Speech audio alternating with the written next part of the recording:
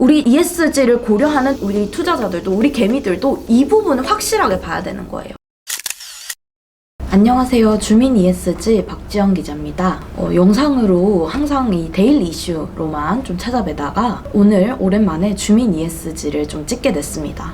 저희가 재택근무를 하다 보니까 집에서 촬영을 하기가 쉽지가 않더라고요. 오랜만에 사무실에서 출근하면서 주민 ESG로 찾아뵐 예정입니다.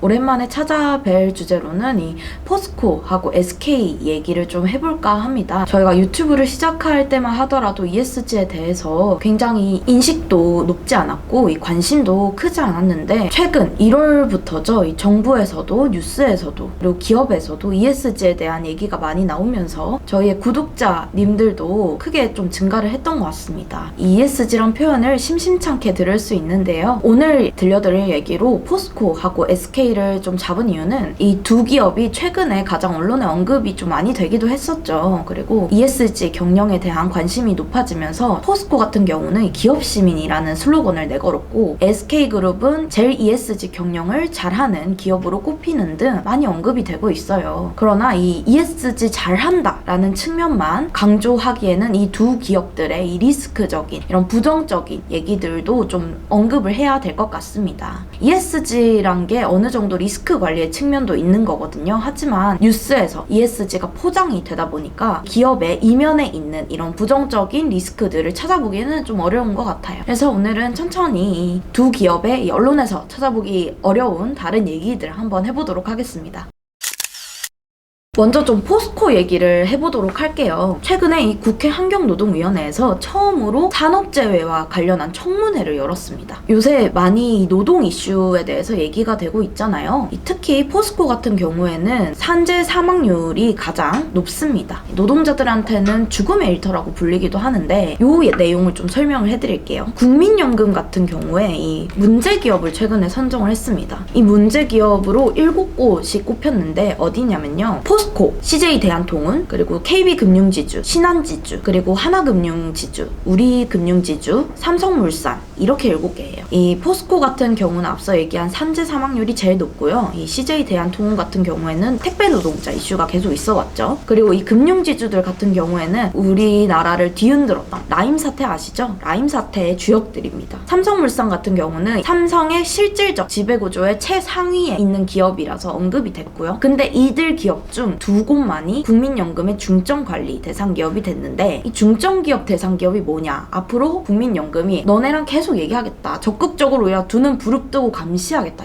요런 뜻이거든요. 근데 여기 포스코가 선정이 됐습니다. 왜? 최근에 환경노동위원회에서 엄청난 폭격을 받았거든요. 제 데일리 ESG를 보신 분들은 아시겠지만 이 산재에서 아주 그냥 스타가 됐습니다. 포스코에서 사람이 얼마나 목숨을 잃었냐면요. 2018년부터 19명이 목숨을 잃었습니다. 이게 노조에서 제시한 사망자 수고요. 포스코는 이 중에서 8명만을 산업재해로 인정을 했습니다. 근데요, 포스코가요, 그래서 노동자에게는 죽음의 일터라고 불린다고 합니다. 공강로에서 떨어져서 돌아가신 분들도 있었고, 포스코 건설에서도 재해가 끊이지 않았죠. 이런 측면에서 이제 국민연금이 포스코를 중점관리 기업으로 선정을 하고, 앞으로 개선이 없을 시에 우리 적극적인 주주 권리까지 행사하겠다라고 나섰습니다. 보면요. 근데 이 산재 말고도 포스코 그룹들의 이면에는 좀 다양한 이슈들이 있었던 걸로 나왔는데요. 일단 이 미얀마 쿠데타 아시죠? 이 미얀마 군부가 쿠데타를 일으켜가지고 지금 계속 시민들이 다치고 사망하고 있잖아요. 알고 보니 포스코 인터내셔널과 합작 사업을 벌이는 이 현지 회사 이 미얀마 경제홀딩스의 군부 쿠데타의 우두머리인 민 아웅 홀라잉 최고사령관 회장이 실질적인 지배자였던 거예요. 그러니까 이 투자로 벌어들인 돈이 이 회장의 주머니로 갔다는 거죠. 그러면서 미얀마 현지에서는 포스코 인터내셔널이거든요. 이 포스코 강판과 포스코 제철이 합작 투자를 하고 있는데 미얀마 현지에서는 이 두 기업을 비판하는 포스코를 비판하는 목소리가 높아졌다고 하고 있습니다. 뭐냐면 이 군의 이익을 제공해서 군부 쿠데타를 일으킬 수 있는 배경을 만들었다라고 비판을 하고 있는 거죠. 이에 대해서 포스코 강판 관계자는 미얀마 법인에서 미얀마 경제홀딩스에 지급한 배당금이 인권 인권 침해에 사용되지 않았다는 명확한 근거가 나올 때까지 지금 배당금 지급을 중단하고 있다라고 밝혔습니다. 근데 좀 의문스러운 지점이 있어요. 2017년부터 배당금 지급을 중지했다는 거거든요. 이 군부라는 거를 포스코가 알고 있었는지, 이것에 대한 인권 침해의 영향을 고려했는지, 이런 것들이 좀 더 밝혀져야 하는 부분인 거죠. 이것 외에도 이 포스코 인터내셔널은 인도네시아 현지에서 팜유라는 게 있어요. 이 팜유 농장을 개간하다가 원주민들의 인권 침해와 무분별한山林 벌채를 했다는 이슈로 인도네시아에서는 아주 시끄러웠습니다. 지금은 어느 정도 이슈가 소강된 상태라고 볼 수 있겠지만 이 내용을 좀 살펴보면요. 2011년 인도네시아에서 포스코 인터내셔널이 팜오일 농장을 인수를 했습니다. 근데 당시에는 포스코 인터내셔널이 이런 식량 사업을 하면서 인류의 발전에 기여하고 있다, 이런 식으로 좀 포장을 했었는데 알고 보니까 27,000헥타르를 파괴를 했던 것이 나타났습니다. 이 개간을 위해서요. 이곳에는 이제 멸종 위기에 놓인 수많은 동식물이 있었고 농장 개발 과정에서 원주민들에게 동의를 받지 않았다는 지점도 발견이 된 겁니다. 이 때문에요. 2015년 이 세계 최대의 국부 펀드인 노르웨이 연기금은 인도네시아 팜 농장을 비윤리적 투자로 아예 규정을 하고 포스코 인터내셔널을 투자를 해선 안 되는 블랙리스트에 올렸습니다. 노르웨이 국부 펀드만 인터내셔널에 투자를 하지 않는 게 아니고요. 블랙리스트는 공유가 돼요. 전 세계적으로 포스코 인터내셔널이 투자를 해선 안 되는 기업으로 선정이 된 거죠. 2018년 네덜란드 공적연금도 이 포스코 인터내셔널을 블랙리스트에 올리고 포스코 인터내셔널의 모회사인 포스코까지도 블랙리스트에 선정을 했습니다.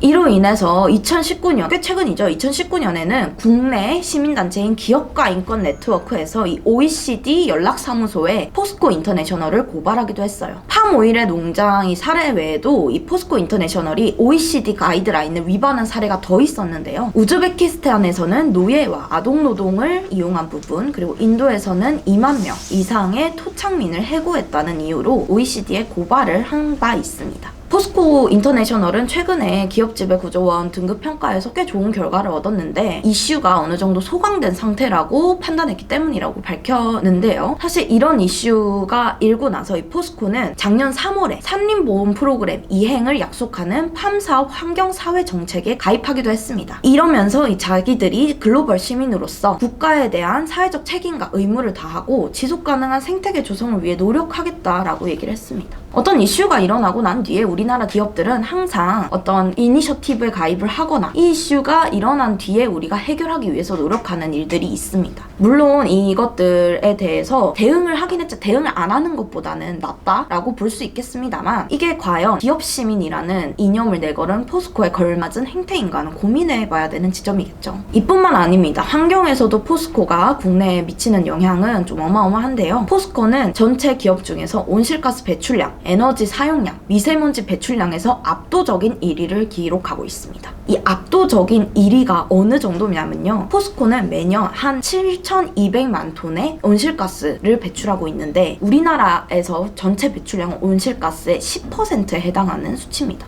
500개 상장 기업이 배출한 온실가스 총합의 45%, 절반을 포스코가 내고 있는 거예요. 엄청난 이 책임을 져야 하는 기업인 거죠, 사실. 근데 이 정의당의 장혜영 의원에 따르면 이 포스코가 우리 탄소 배출 이런 거 다 하고 있는 리스크 알고 있어 라고 얘기를 하면서 알고 보니 온실가스 배출량, 배출권 거래제에 속하는 기업이지만 배출권을 자기들이 배출한 온실가스 양보다 훨씬 많이 할당을 받았다는 사실도 밝혀졌습니다. 할당량을 많이 받으니 온실가스를 줄여야 하는 노력은 미미한 거죠. 그럼에도 포스코는 자사의 지속가능 경영 보고서에 꾸준히 노력을 하고 있고 자기들의 목표는 이렇다고 설명을 하고 있습니다. 물론 목표를 제시한 건 좋습니다만 이게 실질적인 리스크가 얼마만큼이고 자기들의 노력에서 어느 정도 미흡했고 이런 부분들이 이 지속가능 경영 보고서 등 정보 공시에 하나도 나오지 않는다는 지점이에요. 이런 부분에서 포스코의 ESG 경영 선언 그리고 최근에 이 저탄소 사회로의 이행을 위해서 자신들의 공정 과정을 바꾸고 탄소 감축에 기여하겠다라는 수많은 홍보 기사들 어떻게 볼 수 있을까요? 마냥 좋게 보이지는 않습니다. 비단 포스코만이 아니죠. 이 SK, ESG 경영을 한국에서 제일 잘하고 있다라는 평을 받는 SK도 이런 이슈에 자유롭지 못한데요. 최근에 정경련에서 15개 증권사 리서치 센터장을 대상으로 조사를 했대요. 여기서 SK가 압도적인 1위로 ESG 경영을 잘하고 있다, 이런 얘기를 좀 들었다고 하는데요. 물론 이 기사들 나오는 거나 CEO의 의지나 SK가 가장 강하긴 합니다. 그러나 이면을 봐야겠죠. SK 최근에 아리백에 국내 최초로 가입하면서 좋은 평가도 받고 있고 엄청나게 화제가 됐었죠. 아리백이란 게 신재생 에너지를 100% 사용하겠다는 겁니다. 근데 이 아리백을 이행한다라고 선언한 이 SK 하이닉스가 알고 보니 국내에서 석탄 화력 발전소를 건설하려는 계획을 가지고 있었는데요. 지금은 이 석탄 화력에서 이 문재인 정부의 정책이 바뀌어서 LNG 발전소로 바뀌었지만 여전히 석탄과 LNG는 좌초자산으로 불리고 있습니다. 또한 탄소 배출량도 신재생 에너지에 비해서 월등히 많은 숫자고요. 이 경기도 이천과 충남 음성 그리고 충북 청주인데요. 이 SK 하이닉스는 이 정전이 발생하며 이 반도체 공장에 전력을 공급하는 데 있어서 차질을 빚을 수 있다면서 이 LNG 발전소를 짓겠다는 강경한 입장을 보이고 있습니다만, 주민들은 LNG에서 탄소 배출이 나오지 않는 것은 아니다, 미세먼지도 꾸준히 배출하고 있다면서 건설을 반대하고 있습니다. 이에 불구하고도 SK는 LNG 발전소를 짓겠다라는 강경한 입장을 보이고 있는데요. 물론 이 측면도 이해가 됩니다. 이 반도체에서는 10분간만 정전이 발생해도 수개월 동안 생산의 차질을 빚고 수천억 원의 돈을 날려야 하거든요. 하지만 최근에 LNG 발전소를 건립하기로 약속을 한 만큼 장기적인 계획에서 과연 SK가 이런 ESG 경영을 염두에 두고 장기적인 계획에서 LNG가 맞느냐에 대해서 의문점이 든다는 거죠. 의문점이 든다기보다 이건 정말 좀 틀렸다라고도 볼 수 있는 게, 지금 계획에 따르면요 2050년 이후까지도 LNG를 가동해야 수익이 나온다고 합니다. 또 LNG 발전을 SK 이 하이닉스 공장에서만 쓰는 게 아니라 전력을 판매를 하며 우리나라 전체에서 탄소를 감축하는데 기여를 못하는 거죠. 사실 이런 영향들은 총체적으로 봐야 돼요. 이런 단건을 가지고 SK그룹이 나쁘다, 잘못했다 이렇게만 볼 순 없어요. 왜냐하면 이 영향의 플러스 마이너스들을 고려해서 얼만큼 마이너스를 끼치고 있는지가 중요하잖아요. 종합평가가 중요한 거잖아요. 하지만 이 SK 하이닉스의 LNG 발전소 건설은 이중적인 행태를 보인다는 데서 문제가 있는 겁니다. 최근에 한국전력에 있어서 네덜란드 연기금이 투자를 아예 정말 철회했다라는 입장서를 냈거든요. 거기도 보면 이중적인 행태가 제일 문제라고 하고 있어요. 한전이 ESG 경영을 강화하겠다, 그리고 앞으로 뭐 넷제로에 자기들이 기여하겠다 얘기하면서 뒤로는 석탄 사업을 계속하고 있었던 게 가장 문제가 돼서 네덜란드 연기금이 진짜 투자를 배제한 거거든요. 근데 아리백 선언을 국내 최초로 했음에도 이런 LNG 발전소를 짓는다는 것이 이중적인 행태를 보인다는 지점에서 지적할 만한 부분이라는 겁니다. 또한 최근에 국내에서 공정거래위원회가 기업들에게서 가장 중요하게 보는 포인트 중 하나가 내부 거래거든요. 최근에는 이 SK텔레콤이 SK브로드밴드를 부당 지원해서 공정위로부터 과징금도 맞았습니다. 뭐냐면요, 이 자사의 이동통신과 IPTV 결합 상품 많이 팔잖아요. 이것에서 SK브로드밴드에 부당하게 수수료를 지원해왔다는 거예요. 이 SK텔레콤이 SK브로드밴드의 수수료 상당 부분을 부담해 준 거예요. 이런 공정거래가 왜 문제가 되냐면, 계열사들끼리 이렇게 도와주고 내부 거래하고 수수료 같은 거 돈 더 잘 버는 기업이 부담하고 이러면 공정하게 거래가 안 되는 거예요. 거기다가 SK텔레콤은 뭐예요? 고객사, 이동통신 3사가 과점이 엄청 심한 시장이잖아요. 거기서도 SK텔레콤이 제일 잘 나가거든요. 담합을 해서 소비자들의 이 휴대폰 사용료 그리고 IPTV 수신료 이런 것들을 계속 올리기도 하고, 이런 담합들도 발견되고, 이런 식으로 소비자를 약간 우롱하면서 수익원을 창출했단 말이죠. 거기다가 SK 브로드밴드를 먹여 살리기 위해서 결합 상품을 만들어서 이 SK 브로드밴드를 거기다가 부당 지원까지 해줘서 과점을 한 거죠, 어떻게 보면. 왜냐? 이 공정거래위원회도 이렇게 얘기했어요. 뭐냐? SK 브로드밴드의 이 IPTV 상품 경쟁력과 시장 점유율을 높이기 위해서 판매 수수료를 부당 지원한 거다라고 판단을 한 겁니다. 이 SK텔레콤은 SK브로드밴드에 합리적으로 수수료를 지급했다고 얘기했지만, 글쎄요, 이 통신사 시장 같은 경우 과점 시장에다가 점유율 높이려는 싸움이 계속되고 있기 때문에 이 SKT의 변명은 그리 신빙성이 있어 보이진 않습니다. 특히나 이런 사건이 발생을 하면요, 이 지배구조에 심각한 영향을 주고 있습니다. 이런 거 감독하라고 감사위원회가 있는 거고, ESG 중에서도 거버넌스 부분에서 가장 글로벌적으로 가장 유심하게 보고 있는 게 감사위원회. 이런 것들이 제대로 작동되지 않았고, 공정위가 벌금을 얼마예요? SK텔레콤에 31억을 때렸습니다. 확실한 처벌을 받은 거죠. 이러면 이제 ESG에 엄청난 타격이 일어나는 사건인 거예요. 지배구조 측면에서. 자, SK이노베이션도 페루의 가스 프로젝트에서 인권 침해 의혹이 있습니다. 이건 저희가 이 박란니의 톡톡에서 한번 소개를 드렸던 내용인데요. 스웨덴 정부의 펀드인 AP7 투자 블랙리스트에 SK 지주가 이름을 올린 겁니다. 왜냐? 페루에서 SK이노베이션이 가스관을 이렇게 만들었는데 페루 사업장에서 인권 침해가 발생했다는 이유 때문입니다. SK이노베이션이 이 페루의 아마존 광구에서 가스를 추출해서 운송하는 과정에 원주민의 주거지를 침범했고 감염병 노출 등의 이유로 접촉이 금지된 원시 부족과 접촉을 함으로써 원시 부족 생태계에 위험을 끼쳤다는 이유 때문인데요. NGO 단체가 고발을 해서 스웨덴 공적기금이 SK홀딩스를 투자 제외시켰던 겁니다. SK이노베이션은 원시 부족에 접촉한 사실도 없을 뿐 아니라 가스 운송 과정에서도 인권 침해가 발생하지 않았다라는 입장을 내놨지만 받아들여지지 않았습니다. 지금도 꾸준히 이 의혹에 대한 논란은 있고요. 블랙리스트에 오르면서 또 전 세계 글로벌 투자자들에게 블랙리스트가 공유가 된 겁니다.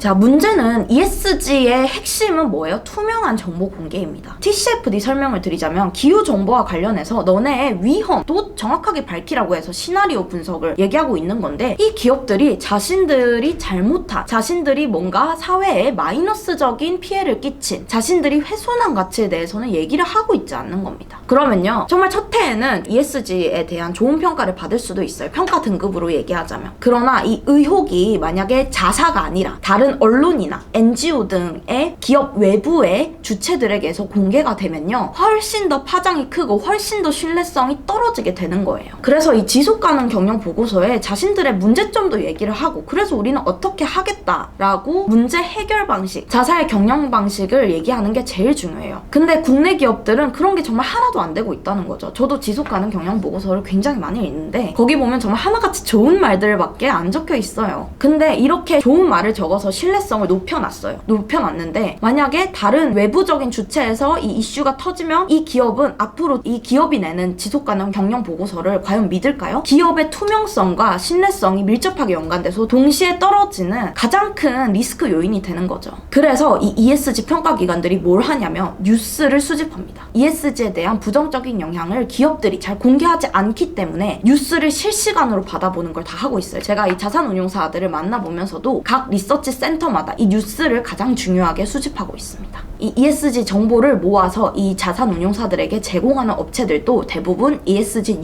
뉴스를 가장 신속하게 보고 있어요.